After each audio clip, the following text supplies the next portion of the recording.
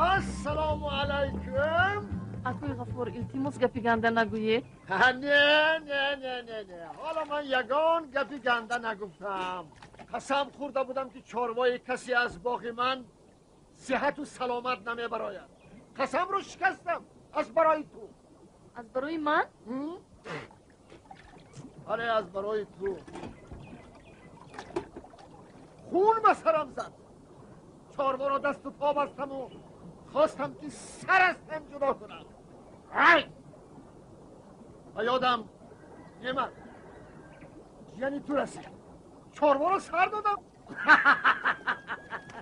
تشکر اکوی غفور. اکا نگو. سلام اکا نگو.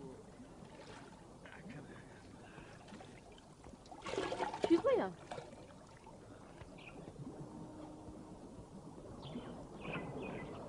سلام. اگر راضی باشی بزرگ گوسفندانت با که من در آمدن گیرم. برای چی؟ خودت ناز میدونی. من هیچ چیزی رو نمیدونم.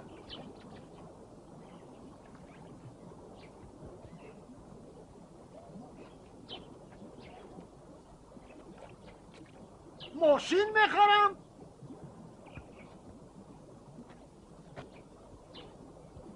و چی؟ سابق شوهرت بیندو از رشک و حسد مراد. نه بابای غفور. بابا نگو. سنم و حالا من جوانم. او با عمر شما ارچه نمونده است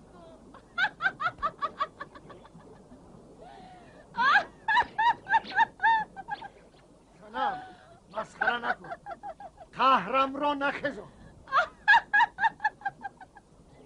خارت کل بینی تگرد.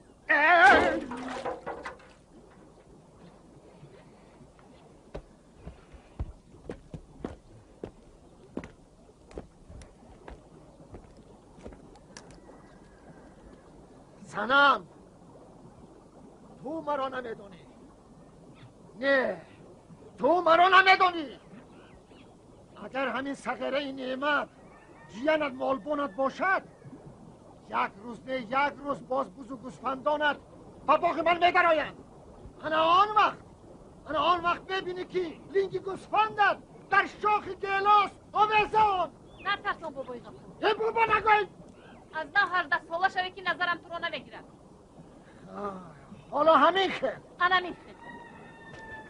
ما گیر صورته